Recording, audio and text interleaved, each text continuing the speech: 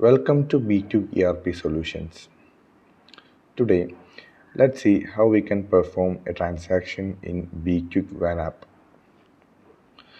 When we first open the Van app, we will get an interface like this. At the starting itself, we can see the username and the last single date and time. Also, here we have an option to change the language to English or Arabic.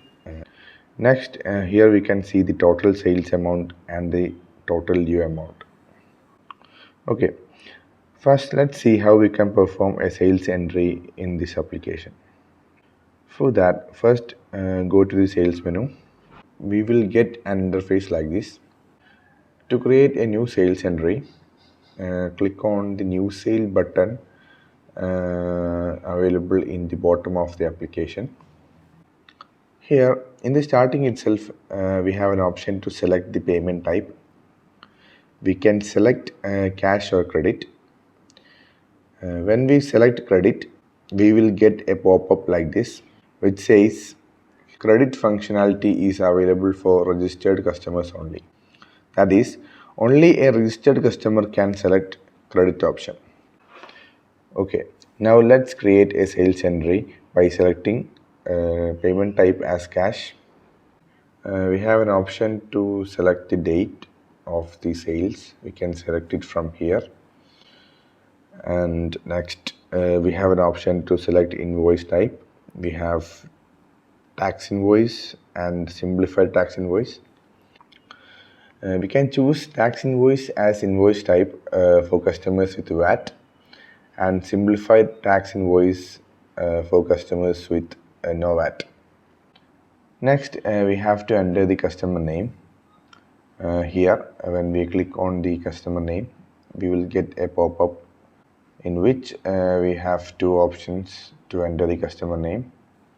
We can scan a QR code to read the customer name, or we can simply search customer by name. Now let's search a customer. Here we can search the customer name. If the customer is already registered, their names will be shown below in the list, and we can select the name from that list. Or else, if it is a new customer, just enter the customer name here and press on the Cash Customer button. The name will be selected and entered. Next, we have to enter the VAT number. If the customer have a VAT number, that can be added here. Now let's see how we can add an item. First, press on the Add Item button. Here we have two options to add an item.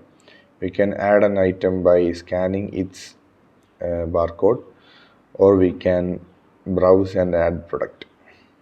Now let's add a product by browsing. We will get a window like this when we select Browse a Product option. Here we can search the product by its name, or we can select it from below. We also have an option to view the product in category wise. Now let's select a product. Here we can enter the quantity that is required. You can see the unit rate here. We can change it if we want. Next, we have item discount option. If you want to give any discounts, that can be added here. Now press on the Add Items button. Okay, now let's add one more item. Okay, now we have added two items. Now let's go back to the sales menu. Here we can see the items that we added. If we click on the Save button, the invoice will be saved. And if we press on the Print button, the invoice will be saved and we will get a preview along with the print option. When we click on the print option, we can see the available options to print. If it is a thermal bill, we can choose the thermal printer, or if it is an A4 bill, we can choose other options available. Also, we have an option to share the bill. When we press on the share button, we will get all the options available for sharing. We can share the invoice through email, WhatsApp, and so on. So this is how we perform a sales entry in this application. Coming back to the sales menu. Okay, now in the sales menu, we can see the invoices that we have already created. If we want to reprint it, we can click on the print button available here and reprint it or share it. We can also delete the invoice by swiping it to the left. We can only delete the invoice before syncing the data with the server. That is all about sales. Here we can see the total sales amount and the total sales that we have done so far. Now let's go back to the main menu. Next, we have an option to perform the sales returns. Sales return is also similar to sales. By performing the same procedure that we have done for entering a sales, we can perform a sales return. Okay, now let's see how we can create a receipt for the payments done by the customer. For that, go to the receipt menu. Here we can see the details of all previously created receipts. Now, if you want to create a new receipt, click on the plus button. Here we can see all the customers with their due amount. Choose the customer who is paying now. Here we will get all the details of their invoice. Now click on the add button and enter the amount that the customer is giving and press on the add button. Here the amount given is added and now press on the create receipt button. If we want to add any notes, we can enter it here and click continue. Now the receipt is created. Okay, that is how we create a receipt. Now if you want to see the details about the customers, go to the customer menu. Here we can see all the registered customers. Now if you want to add a new customer, press on the add new customer button and enter all the required details about the customer and click on the submit button.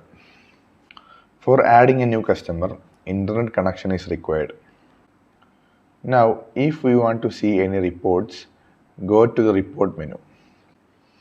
Here we can see the van stock reports and sales summary report. We can see all the details of the sales here. Now if we want to go to settings, in the top left corner of the application we have an option. Click on that and go to settings. Here in print settings we have an option to include alias. If we want to print Arabic name in the invoice, click on include alias button. Okay, next we have header settings. We can choose no header or include header or dot matrix. Next we have an option to set the default invoice type. We have tax invoice and simplified tax invoice. In the other settings we have an option to set the default payment type.